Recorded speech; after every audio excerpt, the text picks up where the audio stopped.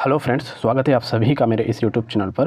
Friends, अगर आपने पिछला वीडियो देखा होगा तो पिछले वीडियो में हमने सामाजिक प्रक्रिया के बारे में अध्ययन किया था। सामाजिक प्रक्रिया के अंतर्गत हमने देखा था कि सामाजिक प्रक्रिया क्या है, सामाजिक प्रक्रिया की विशेषताएं क्या है, सामाजिक प्रक्रिया के स्वरूप, है ना, सामाजिक प्रक्रिया के स्वरूप देखा था, या इसी को प्रकार भी कहा जाता है। तो दोस्तों, ये जो सामाजिक प्रक्रिया का जो प्रकार है, इसमें हमने दो प्रकार देखा था। पहला जो है आपका सहयोगी प्रक्रिया और दूसरा जो है आपका असहयोगी प्रक्रिया। सहयोगी और असहयोगी। तो सहयोगी प्रक्रिया के अंतर्गत हमने देखा था, इसमें हमें जो पढ़ना है, हमने सहयोग के बारे में पढ़ना है, ये देखा था। उसके बाद हमने असहयोगी प्रक्रिया के अंतर्गत देखा था प्रतिस्पर्धा के बारे में अध्ययन करेंगे, और दूसरा जो है आपका संघर्ष के बारे में अध्ययन करेंगे। ओके, लेकिन इसमें आप देख रहे हैं कि सामाजिक प्रक्रिया में हम तीन चीज़ों की बात कर रहे हैं: सहयोग, प्रतिस्पर्धा और संघर्ष। और इसमें एक चीज़ दिया हुआ है, सामाजिक अंतःक्रिया। जो सामाजिक अंतःक्रिया है वो भी सामाजिक प्रक्रिया के अंतर्गत ही है, लेकिन हमारे समझने की दृष्टि से हमने इसे पहले अध्ययन किया था। ओके, तो इस तरीके से हमारा ये जो सामाजिक प्रक्रिया का जो पहला टॉपिक है, सामाजिक अंतःक्रिया, ये पहले से ही हमने इसे कवर कर रखा है। और आज हम अध्ययन करेंगे नेक्स्ट जो आपका टॉपिक है, सहयोग, है ना। तो दोस्तों, सहयोग को स्टार्ट करने से पहले आपको ये बता दूं कि यहाँ से कौन से वर्ष कौन कौन सा प्रश्न पूछा गया है। वर्ष 2020 में 125 शब्द में एक प्रश्न पूछा था। ये जो है 125 शब्द यानी कि 10 नंबर में, यहाँ से एक प्रश्न पूछा था कि सामाजिक प्रक्रिया को परिभाषित कीजिए। ओके, सामाजिक प्रक्रिया को परिभाषित कीजिए तथा सहयोगात्मक सामाजिक प्रक्रिया की विस्तृत विवेचना कीजिए, ऐसा पूछा था। सहयोगात्मक सामाजिक प्रक्रिया की विस्तृत विवेचना कीजिए। तो दोस्तों, सहयोगात्मक सामाजिक प्रक्रिया के अंतर्गत सबसे मुख्य रूप से जो आता है आपका, वो है सहयोग, है ना। सबसे आपका जो खास है वो सहयोग है। उसके बाद आपका आत्मसातीकरण और एक आपका व्यवस्थापन। तो इनको आपको एक्सप्लेन नहीं करना था।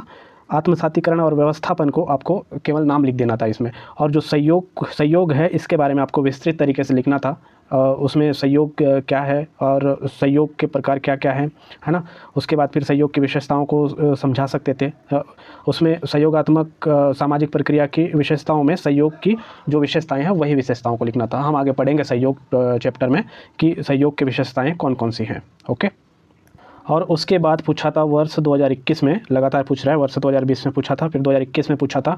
21 का जो प्रश्न था वो ये था कि समाज में सहयोग और संघर्ष के महत्व को बताइए। समाज में सहयोग और संघर्ष के महत्व को बताइए, 125 वर्ड्स में पूछा था। ओके, तो दोस्तों, जो समाजशास्त्र है उसमें एक चीज़ ध्यान रखने वाली बात है कि जो समाजशास्त्रीय महत्व है उस पर ज़्यादा फोकस कर रहा है पीएससी। ओके, तो जहाँ से जिस टॉपिक से महत्व निकल के सामने आ रहा है उन सब चीज़ों को हम कवर करेंगे। ओके, तो चलिए अब हम बात करते हैं सहयोग को हम किस प्रकार अध्ययन करेंगे।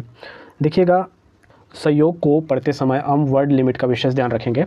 सबसे पहला हम देखेंगे कि सहयोग क्या है। सहयोग क्या है, इसे हम 30 वर्ड में तैयार रखेंगे। ओके, फिर उसके बाद आपसे पूछा जाने लायक प्रश्न है, सहयोग की विशेषताएं बताइए। सहयोग की विशेषताओं से आपसे 60 वर्ड में उठ सकता है। क्लियर। उसके बाद ध्यान देने वाली बात है कि सहयोग के कौन कौन से प्रकार हैं। तो दोस्तों, सहयोग के कौन कौन से प्रकार हैं, हम इस पर भी चर्चा करेंगे। इसमें दो प्रकार मिलता है ना, मतलब इसमें दो लोगों के द्वारा दिया गया प्रकार मिलता है। एक जो है आपका मैकाइवर एवं पेज के द्वारा जो प्रकार दिया गया, उसमें दो प्रकार है। एक आपका प्रत्यक्ष सहयोग, दूसरा अप्रत्यक्ष सहयोग। अगर वहीं हम बात करें प्रोफेसर ग्रीन के द्वारा, तो प्रोफेसर ग्रीन ने 3 प्रकार बताए हैं सहयोग के। ओके, हम इसका आगे अध्ययन करेंगे। तो प्रकार को हम 60 वर्ड में याद रखेंगे। क्लियर। फिर उसके बाद हमें पढ़ना है सहयोग के लाभ या महत्व, जो कि पूछ चुका है यहाँ से वर्ष 2021 में। क्लियर। तो दोस्तों, सहयोग के अंतर्गत हमें इतनी चीज़ों को लेकर चलना है ना, इससे बाहर नहीं पढ़ना है हमें। तो चलिए दोस्तों, अब नेक्स्ट समझने की कोशिश करते हैं आखिर सहयोग है क्या। दोस्तों, ये जो सहयोग है वह सामाजिक जीवन का मूलभूत आधार है। ओके, सामाजिक जीवन का मूलभूत आधार है। हर व्यक्ति सहयोग की अपेक्षा करता है। ओके, और आपको पता होगा कि जब हम सामाजिक प्रक्रिया पढ़ रहे थे तो सामाजिक प्रक्रिया के दौरान हमने एक लाइन पढ़ा था कि सामाजिक अंतःक्रिया का स्वरूप है सामाजिक प्रक्रिया, है ना। तो सामाजिक प्रक्रिया ये भी है, सहयोग सामाजिक प्रक्रिया का ही हिस्सा है। तो इसमें भी हम कह सकते हैं कि सहयोग भी सामाजिक अंतःक्रिया का स्वरूप है। ओके दोस्तों, सामाजिक अंतःक्रिया का स्वरूप है तो हमने पढ़ा था कि सामाजिक अंतःक्रिया में 2 या 2 से अधिक व्यक्ति का होना आवश्यक है। ओके, तो इसमें भी वही बात लागू होगी। इसमें भी 2 या 2 से अधिक व्यक्ति, क्लियर, 2 या 2 से अधिक व्यक्ति ध्यान से सुनिएगा, 2 या 2 से अधिक व्यक्ति या समूह, ओके, 2 या 2 से अधिक व्यक्ति या समूह जब समान लक्ष्य या उद्देश्य की प्राप्ति के लिए, समान लक्ष्य या उद्देश्य की प्राप्ति के लिए कैसा प्रयास करते हैं, मिलकर प्रयास करते हैं। ओके, उम्मीद कर रहा हूँ समझ आ रहा होगा। जो सहयोग है, सहयोग क्या है? सहयोग सामाजिक जीवन का मूलभूत आधार है, और जो सहयोग है वह सामाजिक अंतःक्रिया का ही स्वरूप है। ओके, तो सामाजिक अंतःक्रिया का स्वरूप है, इस वजह से 2 या 2 से अधिक व्यक्ति या समूह किसी सामान्य लक्ष्य या उद्देश्य की पूर्ति के लिए मिलकर प्रयास करते हैं या मिलकर प्रयत्न करते हैं, तब वह क्या कहलाता है? वह सहयोग कहलाता है। ओके, उम्मीद कर रहा हूँ दोस्तों इसका डेफिनेशन समझ आ रहा होगा। सहयोग क्या है? सहयोग सामाजिक जीवन का मूलभूत इकाई है ना? सामाजिक जीवन का मूलभूत इकाई है और सामाजिक अंतःक्रिया का स्वरूप है। सामाजिक अंतःक्रिया का स्वरूप है, इसलिए 2 या 2 से अधिक व्यक्ति या समूह जब समान लक्ष्य या उद्देश्य की प्राप्ति के लिए मिलकर प्रयत्न करते हैं या मिलकर सामूहिक प्रयास करते हैं, तो उसे क्या कहा जाता है? उसे सहयोग कहा जाता है। क्लियर दोस्तों, इसी बात को आगे परिभाषित किया है सदरलैंड ने, सहयोग के बारे में परिभाषा दिया है सदरलैंड। आपको इसको लिखना रहेगा, है ना? जब हम इसके बारे में 30 वर्ड के बारे में जब हम की पॉइंट निकालेंगे तो मैं आपको बताऊंगा कि इन्होंने परिभाषा क्या दिया है। ओके, चलिए दोस्तों अब पढ़ना शुरू करते हैं सहयोग के बारे में। देखिएगा, ये रहा आपका सहयोग। तो चलिए अब हम पढ़ते हैं। सहयोग सामाजिक जीवन का एक मूलभूत आधार है। जैसा कि हमने अभी देखा है, सहयोग सामाजिक जीवन का एक मूलभूत आधार है। बिना सहयोग का सामाजिक जीवन नहीं हो सकता।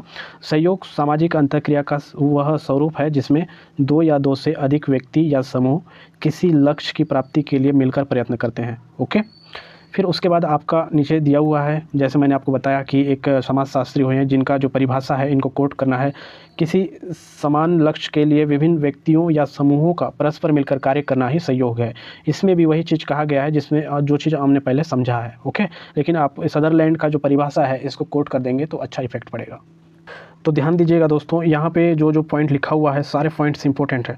अगर आप 30 वर्ड में लिख रहे हैं तो आप यहाँ से एक भी पॉइंट्स मत हटाइएगा। यहाँ पे जैसा दिया हुआ है इसको वैसे ही छाप दीजिएगा, है ना? और लास्ट में जो इनका जो सदरलैंड का जो परिभाषा है इसे आप कोट कर दीजिएगा।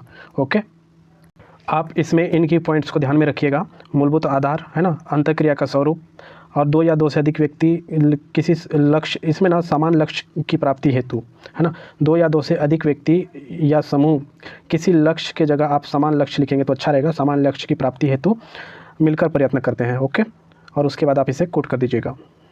आशा करता हूँ दोस्तों आपको ये चीज़ समझ आया होगा। चलिए अब हम बात करते हैं सहयोग की विशेषताओं के बारे में। देखिएगा, सहयोग की विशेषताओं में पहला आपका विशेषता है 2 या 2 से अधिक व्यक्तियों या समूह का होना। 2 या 2 से अधिक व्यक्तियों या समूह का होना, ये सहयोग का पहला विशेषता है। क्योंकि दोस्तों हम सामाजिक प्रक्रिया का अध्ययन कर रहे हैं और सामाजिक प्रक्रिया किसका स्वरूप है? सामाजिक प्रक्रिया सामाजिक अंतःक्रिया का स्वरूप है। इस वजह से 2 या 2 से अधिक व्यक्तियों या समूह का होना। जब हम सहयोग पढ़ रहे हैं, सहयोग पढ़ने के बाद जब हम संघर्ष के बारे में पढ़ेंगे या प्रतिस्पर्धा के बारे में पढ़ेंगे तो वहाँ पे भी ये वाला जो लाइन है सब में कॉमन रहेगा, 2 या 2 से अधिक व्यक्तियों या समूह का होना। ओके, तो सहयोग का पहला विशेषता आपको समझ आया होगा, है ना? फिर सेकंड दिया हुआ है एक सामान्य उद्देश्य का होना। एक सामान्य उद्देश्य का होना कहने का आशय है कि एक समान लक्ष्य की प्राप्ति हेतु 2 या 2 से अधिक व्यक्ति जब प्रयास करते हैं, मिलकर प्रयास करते हैं, तो वही चीज़ें इसमें एक समान उद्देश्य का होना, ये सहयोग की दूसरी विशेषता है। ओके, तो एक समान उद्देश्य है तो हम की भावना भी होगी, ये बात याद रखिएगा। एक समान उद्देश्य है तो हम की भावना भी होगी, तो सहयोग में हम की भावना पाया जाता है। ओके, फिर उसके बाद आपको याद रखना है कि हम की भावना है तो जो लक्ष्य की प्राप्ति के लिए जो है आपका निरंतर और संगठित प्रयत्न करना, ये आपका चौथा विशेषता के तौर पर याद रख सकते हैं। हम की भावना है तो इसमें संगठित प्रयत्न करेंगे, इसमें, है ना? समूह के रूप में प्रयत्न करेंगे और निरंतर प्रयत्न करेंगे। ओके, ये आपका चौथा विशेषता। फिर उसके बाद आपको फिर पांचवा विशेषता के तौर पर इसको याद रख सकते हैं, सहयोग करने वालों का एक दूसरे के प्रति जागरूक होना। ओके, तो जागरूक होना, या फिर आप इसको, ये जो है आपका चेतन प्रक्रिया और जागरूक होना दोनों एक ही है। ओके, इसमें अलग अलग करके दिया हुआ है। चेतन प्रक्रिया का आशय है कि एक दूसरे के प्रति जागरूक होना। ओके, तो आप इसे एक ही लाइन में लिखिएगा। उसके बाद दिया हुआ है कि सहयोग जो है सार्वभौमिक है। सार्वभौमिक के कहने का आशय है कि बिना सहयोग के समाज में नहीं रहा जा सकता, सभी समाज में सहयोग पाया जाता है। क्लियर? फिर हम देख रहे हैं इसमें सहयोग असीमित है, तो व्यक्ति चाहे तो सहयोग कितनों भी कर सकता है, इसमें कोई इसकी सीमा निर्धारित नहीं है। ओके, तो दोस्तों इस तरीके से हमने सहयोग की विशेषताओं को देखा है ना। जो सहयोग की विशेषता है आपको 60 वर्ड में तैयारी रखना है।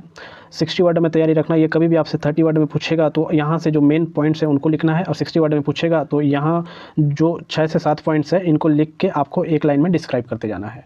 क्लियर है दोस्तों? तो चलिए नेक्स्ट हम बात करते हैं सहयोग के प्रकार के बारे में। देखिएगा दोस्तों, ये जो सहयोग के प्रकार हैं, सहयोग के प्रकार को किसी ने 2 प्रकार कहा है और किसी ने 3 प्रकार कहा है ना। तो जो 2 प्रकार कहा है उनका नाम है आपका मैकाइवर एवं पेज। मैकाइवर एवं पेज ने सहयोग के प्रकार को 2 प्रकार कहा है। पहला जो है आपका प्रत्यक्ष सहयोग, जो यहाँ पे आप देख पा रहे हैं। दूसरा जो है अप्रत्यक्ष सहयोग। ओके, अगर हम बात करें प्रोफेसर ग्रीन की, तो प्रोफेसर ग्रीन ने संबंधों के प्रकृति के आधार पर 3 प्रकार कहा है सहयोग को, है ना। सहयोग के 3 प्रकार होते हैं ऐसा कहा है उन्होंने। पहला प्रकार कहा है उन्होंने प्राथमिक प्रकार। उसके बाद यहाँ पे आप देख पा रहे हैं, उसके बाद इसमें कहा है उन्होंने द्वितीयक प्रकार। फिर उसके बाद उन्होंने कहा है तृतीयक प्रकार। ओके, जैसे कि यहाँ पे दिया हुआ है। क्लियर? तो दोस्तों आपको मैं यह बताना चाह रहा हूँ कि कभी आपको सहयोग के प्रकार के बारे में पूछेगा तो आप विशेष ध्यान रखिएगा कि सहयोग के प्रकार के बारे में जब पूछेगा तो मैकाइवर एवं पेज के द्वारा दिया गया जो प्रकार है प्रत्यक्ष सहयोग और अप्रत्यक्ष सहयोग, इसे आप लिखिएगा।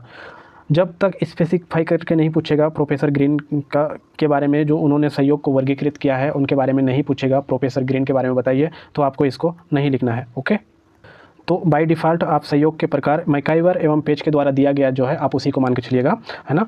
तो प्रत्यक्ष सहयोग को हम 30 वर्ड में देखेंगे और अप्रत्यक्ष सहयोग को हम 30 वर्ड में देखेंगे। तो इस प्रकार जो आपका सहयोग के प्रकार हैं वो 60 वर्ड के लायक पूछने लायक प्रश्न है। ओके, उसके तत्पश्चात हम प्राथमिक सहयोग, द्वितीयक सहयोग और तृतीयक सहयोग को भी समझेंगे, ताकि यहाँ से प्रश्न आएगा तो हमसे बन जाए। ओके, तो चलिए समझते हैं प्रत्यक्ष सहयोग और अप्रत्यक्ष सहयोग को। चलिए दोस्तों अब बात करते हैं प्रत्यक्ष सहयोग और अप्रत्यक्ष सहयोग की। देखिएगा, प्रत्यक्ष सहयोग को 30 वर्ड में और अप्रत्यक्ष सहयोग को 30 वर्ड के लायक हम इसमें कंटेंट निकालेंगे। तो समझिएगा इसे, जब 2 या 2 से अधिक व्यक्ति या समूह समान उद्देश्य की प्राप्ति हेतु, ओके, समान उद्देश्य की प्राप्ति हेतु एक दूसरे के साथ मिलकर समान कार्य करें। क्लियर है? एक दूसरे के साथ मिलकर समान कार्य करें तो उसे प्रत्यक्ष सहयोग कहा जाता है। उदाहरण के तौर पे मैं आपको बताऊं तो जो खेल का मैदान है, जो खेल के मैदान में जो टीम है तो इसी भावना के साथ खेलती है। ओके, क्लियर है? फिर हम बात करते हैं अप्रत्यक्ष सहयोग की। तो अप्रत्यक्ष सहयोग में भी 2 या 2 से अधिक व्यक्ति या समूह, इसमें भी समान उद्देश्य, उनका जो उद्देश्य रहेगा समान ही रहेगा इसमें भी। तो समान उद्देश्य की पूर्ति के लिए इसमें जो सहयोग करने वाले लोग हैं वो असमान या भिन्न कार्य करते हैं। ये बस फ़र्क है इसमें, असमान या भिन्न कार्य करते हैं इसमें। और इसमें क्या है, समान उद्देश्य की पूर्ति के लिए इसमें एक दूसरे के साथ मिलकर समान कार्य करते हैं, और इसमें असमान या भिन्न कार्य करते हैं। इसका उदाहरण आप समझ सकते हैं, जो श्रम विभाजन के सिद्धांत में आप देखिएगा कि किसी कारखाने में श्रमिकों के बीच श्रम विभाजन के कार्य करना, तो वहाँ पे देखिएगा कि किसी श्रमिक का हम अगर उदाहरण लेंगे कपड़े कारखाने का अगर हम उदाहरण लेंगे तो उसमें किसी श्रमिक का कुछ कार्य रहेगा, सबका कार्य अलग अलग विभाजित रहेगा, सबका कार्य बटा हुआ रहेगा, लेकिन उद्देश्य क्या है, समान रहता है, कपड़े का निर्माण करना। ओके, तो यही चीज़ है दोस्तों, उम्मीद कर रहा हूँ आपको इतना समझ आया होगा।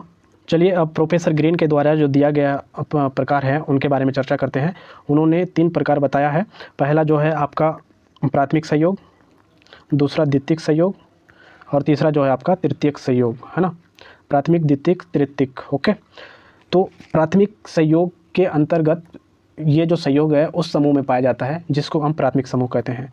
तो प्राथमिक समूह में प्राथमिक सहयोग पाया जाता है। इसमें घनिष्ठ संबंध तथा आमने सामने का जो संबंध है उसमें पाया जाता है ये वाला सहयोग। ओके, तो जैसे उदाहरण के तौर पे आपको बताऊं तो परिवार, पड़ोस, क्रीड़ा समूह। तो हम परिवार, पड़ोस, क्रीड़ा समूह के स्तर में जिस प्रकार का सहयोग देखते हैं ये प्राथमिक सहयोग के अंतर्गत आता है। ओके, फिर चलिए अब हम बात करते हैं द्वितीयक सहयोग के बारे में। देखिए, द्वितीयक सहयोग जो है आपका द्वितीयक समूह में जो पाया जाता है, जैसे कि हम प्राथमिक जो समूह है हमारा परिवार, क्रीड़ा समूह, ये सब जब हम यहाँ से निकल के जब हम किसी संगठन से जुड़ते हैं, संस्थाओं से जुड़ते हैं, कॉलेजेस वगैरह में जाते हैं, तो वहाँ पे जिस प्रकार का जो सहयोग देखने को मिलता है तो वो द्वितीयक सहयोग के अंतर्गत आता है। और ये जो है आपका आधुनिक समाज में पाया जाने वाला कैसा सहयोग है, औपचारिक सहयोग है। ओके, ये औपचारिक सहयोग है। उसके बाद हम बात करेंगे तृतीय सहयोग का। तो ये जो तृतीय संयोग है संघर्ष होता है ना, जब संघर्ष होता है तो संघर्ष के बाद व्यवस्थापन की अवस्था आता है। अब व्यवस्थापन क्या है, देखिएगा संघर्ष के बाद जब व्यवस्थापन की जो अवस्था है उसको तृतीय संयोग में रखा गया है, लेकिन आपको समझने की आवश्यकता है इसमें व्यवस्थापन क्या है। दोस्तों, जब दो व्यक्ति या दो समूहों के मध्य जब संघर्ष होता है, दो व्यक्ति या दो समूहों के मध्य जब संघर्ष होता है तो संघर्ष करते करते ये लोग थक जाते हैं। ओके, संघर्ष करते करते थक जाते हैं तो अपने हित में परस्पर अनुकूलन कर लेते हैं, अपने हित में परस्पर अनुकूलन कर लेते हैं, यानी कि एक प्रकार का समझौता कर लेते हैं। तो वो उस अवस्था को तृतीय संयोग के अंतर्गत रखा गया है। क्लियर है? तो दोस्तों, हमने इस तरीके से डॉक्टर प्रोफेसर ग्रीन के द्वारा दिया गया प्रकार के बारे में हमने अध्ययन किया। उन्होंने 3 प्रकार दिए हैं, प्राथमिक, द्वितीयक और तृतीयक। ओके, तो चलिए दोस्तों अब आगे पढ़ते हैं। यहाँ से प्रश्न पूछा गया है संयोग के प्रकार, है ना, संयोग के प्रकार कहो या फिर आप इसे महत्व कहो या इसे लाभ भी लिख सकते हैं। यहाँ से प्रश्न पूछा गया है संयोग और संघर्ष के महत्व को स्पष्ट कीजिए, ऐसा पूछा गया है। और आपका 10 नंबर में प्रश्न पूछा गया, यानी कि बड़ा क्वेश्चन था। ओके, यहाँ पर जितने पॉइंट्स हैं इन्हीं को आपको डिस्क्राइब करके लिखना था। चलिए अब हम देखते हैं कि कौन कौन से पॉइंट्स इसमें संयोग के प्रकार क्या है, उसके महत्व क्या है। सबसे पहला जो महत्व है, सामाजिकरण एवं व्यक्तित्व का विकास होता है संयोग करने से। ओके, फिर उसके बाद नेक्स्ट इसमें है समूह कल्याण, सामाजिक एकता व दृढ़ता तथा संपूर्ण राष्ट्र की प्रगति में सहायक है। ऐसे पॉजिटिव पॉइंट्स को आप लिख सकते हैं संयोग के प्रकार में, महत्व में। फिर उसके बाद इसमें आप देख पा रहे हैं कि श्रम विभाजन तथा विशेषीकरण का आधार है। क्लियर है? फिर क्षेत्र में शांति की स्थापना, सहयोग से क्षेत्र में शांति की स्थापना हो सकती है। उसके बाद इसमें दिया हुआ है कि संघर्ष आदि की सफलता। इसमें जो संघर्ष आदि की सफलता है, कहने का आशय है कि जो अन्य सामाजिक प्रक्रियाएँ हैं जैसे कि प्रतिस्पर्धा, सहयोग, प्रतिस्पर्धा, सहयोग के बारे में तो हम पढ़ ही रहे हैं, जैसे कि प्रतिस्पर्धा हुआ, संघर्ष हुआ, तो आदि की सफलता के लिए भी सहयोग क्या है, ज़रूरी है। ओके, उसके बाद इसमें एक पॉइंट और जोड़ सकते हैं कि सहयोग से समाज में सह-अस्तित्व की भावना आती है ना, सह-अस्तित्व के लिए आवश्यक है सहयोग। ओके, क्लियर है दोस्तों? तो चलिए आज हमने सहयोग के अंतर्गत क्या क्या अध्ययन किए हैं उसके बारे में बात करते हैं। देखिएगा, हमने सबसे पहला जो देखा है, सहयोग किसे कहते हैं। सबसे पहला हमने देखा है सहयोग किसे कहते हैं। दूसरा हमने सहयोग की विशेषताओं के बारे में देखा है। ओके, उसके बाद हमने सहयोग के प्रकार के बारे में देखा है। क्लियर? फिर हम सहयोग के महत्व या लाभ के बारे में अध्ययन किया है। ओके, तो चलिए दोस्तों, सहयोग के बारे में इतना ही कवर करना था। नेक्स्ट हम मिलते हैं, हमारा नेक्स्ट जो टॉपिक है आपका प्रतिस्पर्धा, है ना, प्रतिस्पर्धा के बारे में अध्ययन करेंगे। तो चलिए, वीडियो देखने के लिए बहुत बहुत धन्यवाद। बने रहिएगा मेरे यूट्यूब चैनल पर।